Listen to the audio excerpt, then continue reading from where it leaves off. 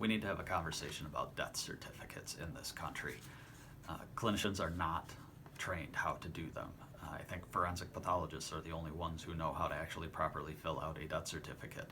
And so we need to fix that, because our mortality statistics, particularly in the context of a viral pandemic, are really not what they need to be. And so let's do a very brief crash course on how to actually fill out a death certificate.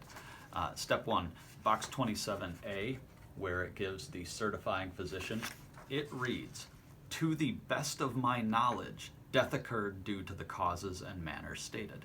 Did you catch that? To the best of my knowledge. And there are no criteria for what the best of your knowledge is. It's just to the best of your knowledge, whatever that may mean. The cause of death section is down here. There are 4 lines in part 1 and 1 line in part 2. The 4 lines in part 1 are in case you need to list a sequence, and they need to be a sequence. If you don't have a logical sequence, don't write multiple things in part 1.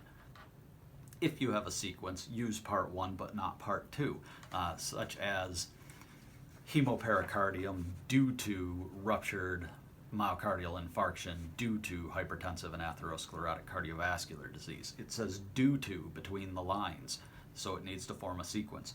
Part 2 reads, other significant conditions contributing to death. This is not a place to record things from their health history that had nothing to do with their death. Don't write their aphasia or their blindness or whatever on there. History of falls, if the falls didn't contribute to death, don't write it on there. Only things that contributed to death.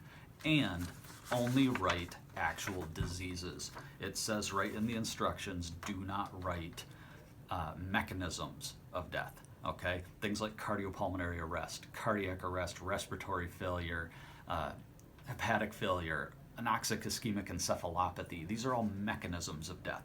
You have to write the disease that caused those things. Those in and of themselves are not causes of death.